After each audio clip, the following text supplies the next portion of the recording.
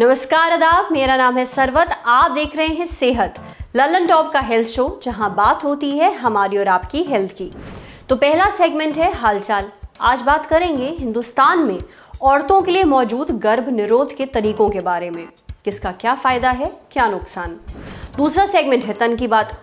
Plane से सफर करते वक्त आपकी स्किन, नाक और गला ड्राई क्यों हो जाता है। और तीसरा सेगमेंट है खुराक, कैसे ठंड में गाजर जरूर खानी चाहिए। ललन टॉप की एक व्यूअर हैं, मेरठ की रहने वाली हैं, उम्र 27 साल है। उनका हमें मेल आया। वो नहीं चाहती हैं कि हम उनकी पहचान शो पर जाहिर करें, तो इस वीडियो के लिए हमने उनका एक काल्पनिक नाम रखा है, अदिति। खैर, अब अदिति की 2 हफ्ते पहले शादी हुई है। फिलहाल वो अपना PhD पूरी कर रही हैं। अदिति और उनके पति ने ये फैसला लिया है कि जब तक वो अपनी PhD पूरी नहीं कर लेती हैं, तब तक वो अपने परिवार को आगे नहीं बढ़ाएंगे। इसलिए अदिति चाहती हैं कि हम उन्हें औरतों के लिए मौजूद गर्भ निरोध के ऑप्शंस के बारे में बताएं। कौन सा औरतों के लिए सबसे सही है, किससे उनकी सेहत को सबसे ज़्यादा नुकसान पहुंच सकता है, ये सब डॉक्टर से बात करके पता करें।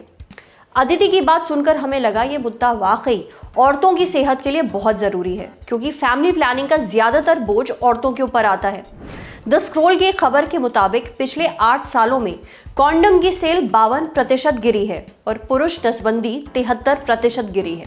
तो चलिए जानते हैं कि औरतों के लिए मौजूद कुछ बर्थ कंट्रोल ऑप्शंस क्या हैं।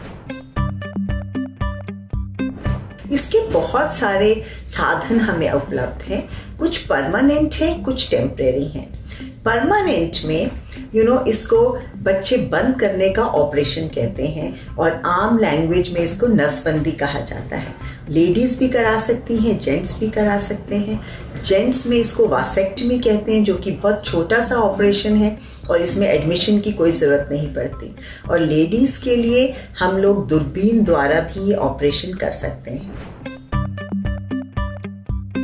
जो नॉन हार्मोनल हैं, उनमें पहला जो सबसे आम, सस्ता, इजीली अवेलेबल है और सेफ है, वो है कॉन्डोम। कॉन्डोम्स ना कि हमको अनचाहा गर्भ से बचाता है, पर ये जो यौन रोग होते हैं या सेक्सुअली ट्रांसमिटेड डिजीजेस, उससे भी प्रोटेक्शन देता है। पर with every act of sex एक नया कॉन्डोम यूज करना चाहिए, नहीं तो प्रेगनेंसी का चांस हो जाता है। दूसरा जो नॉन हार्मोनल तरीका है, उसको हम कहते हैं इंट्रा यूट्राइन कॉन्ट्रासेप्टिव डिवाइस, जिसे कि आम लैंग्वेज में कॉपर्टी या मल्टीनोड के नाम से जाना जाता है। ये 3 से 5 साल के लिए लगाई जाती है। आप कभी भी इसको निकलवा सकते हैं अगर आप जल्दी प्रेगनेंसी प्लान करना चाहते हैं। और फायदा ये है कि कोई पेन नहीं होता है, कोई शरीर पे इसका बुरा असर नहीं होता है और ब्रेस्ट फीडिंग के दौरान भी ये बिल्कुल सेफ है। इससे सिर्फ 1-2 चीजें हो सकती हैं कि थोड़ा सा इरेगुलर, थोड़ी ब्लीडिंग हो सकती है पहले 2-3 महीने तक, या बीच में स्पॉटिंग हो सकती है, पर ये जनरली सेटल हो जाता है and it's a very safe and effective way for contraception. Hormonal methods में सबसे कॉमन जो होती हैं वो ओरल कॉन्ट्रासेप्टिव पिल्स होती हैं, जो कि एक पिल हर रोज लेनी पड़ती है। ये कई किस्म की आती हैं, वो आपके डॉक्टर चूज करेंगे कि आपको कौन सी पिल सूट करेगी। तो पिल का बहुत फायदा है, इससे ब्लीडिंग कम हो जाती है। ब्लीडिंग कम होने से औरतों में एनीमिया मतलब खून की कमी नहीं होती है, कम देखा जाता है। इससे एक्ने या पिंपल्स कम हो जाते हैं और बहुत थोड़े से साइड इफेक्ट्स हो सकते हैं, जैसे सर दर्द हो गया, थोड़ा सा नौशिया हो गया या मूड स्विंग्स हो गए। तो आप लोग बिना हिचकिचाहट के ओरल कॉन्ट्रासेप्टिव पिल्स यूज कर सकते हैं, पर डॉक्टर से संपर्क करके ही करें। और 5 साल तक तो ले ही सकते हैं, पर बहुत ज्यादा वक्त के लिए नहीं लेना चाहिए।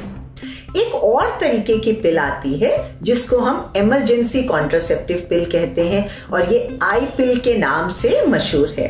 तो ये इमरजेंसी के लिए है, not for regular use, and it should be used immediately after unprotected sex. अगर हमने कोई प्रिकॉशन नहीं ली है या कॉन्डोम नहीं यूज किया है तो इसको इमीडिएटली ले, या इसका इफेक्ट विद इन 72 आवर्स तक ही रहता है, उसके बाद ये ज्यादा इफेक्टिव नहीं रहती।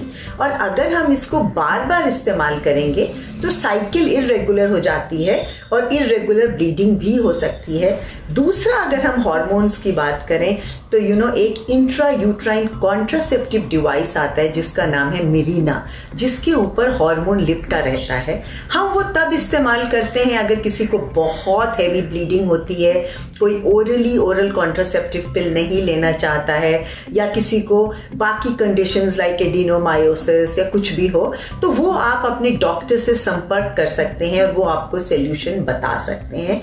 हमारे पास हार्मोनल वेजाइनल रिंग्स भी आते हैं, इम्प्लांट्स भी आते हैं, तो जो आपके डॉक्टर सही समझेंगे वो आपको एडवाइस करेंगे।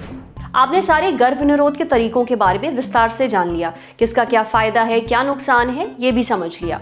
पर आपके लिए कौन सा गर्भ निरोध का ऑप्शन सबसे सही है, ये चुनने से पहले अपने डॉक्टर से जरूर सलाह ले लें। अब बढ़ते हैं सेहत के अगले सेगमेंट की तरफ। आपने ये अक्सर नोटिस किया होगा कि प्लेन में सफर करने के बाद आपकी स्किन, नाक और गला काफी ज्यादा ड्राई हो जाता है। पर ऐसा क्यों होता है? इसके पीछे एक वजह है। प्लेन के कैबिन में नमी का स्तर बहुत ज्यादा कम होता है, क्योंकि 50% हवा जो कैबिन में सर्कुलेट हो रही होती है वो बाहर से खींची जाती है, और इतनी ऊंचाई पर हवा में नमी ना के बराबर होती है, यानी हवा काफी ज्यादा ड्राई होती है। नतीजा, जब आप इस हवा में सफर करते हैं तो आपकी स्किन, नाक और गला काफी ज्यादा ड्राई हो जाते हैं। अब इससे बचने के लिए क्या करना चाहिए? अपने साथ पानी की बोतलें लेकर जाइए, क्योंकि आपने अक्सर देखा होगा कि जब तक आप पानी खरीदते नहीं हैं और मांगते हैं क्रू से पानी, तो आपको छोटे छोटे ग्लासेस में पानी दिया जाता है। तो सफ़र के दौरान हर थोड़ी देर में पानी पीते रहिए। अगर आप कॉन्टैक्ट लेंसेज पहनते हैं तो उसके बदले चश्मा पहनिए, आपको खुजली कम होगी आंखों में। साथ ही आई ड्रॉप और नेजल स्प्रे उसको भी साथ रखिए। जैसे ही नाक में या आंखों में ज़रा सी भी खुजली महसूस हो, मतलब ड्राई हो रही हैं, तो तुरंत इनका इस्तेमाल करिए। स्किन पर एक अच्छा सा मॉइस्चराइजर लगाइए और उसे हर थोड़ी देर में रीअप्लाई करते रहिए। स्किन ड्राई होने से बच जाएगी। समझे? अब बारी है सेहत के अगले सेगमेंट की, खुराक, एक झकास सी हेल्थ टिप। गाजर, अब ये सिर्फ आपकी आंखों के लिए ही नहीं, आपकी सेहत के लिए भी बहुत अच्छी होती है। इसमें होता है विटामिन ए और विटामिन सी, जो दूर रखता है फ्लू को। और जैसे कि हमने आपको पहले भी बताया था, ठंड में फ्लू बहुत आम होता है।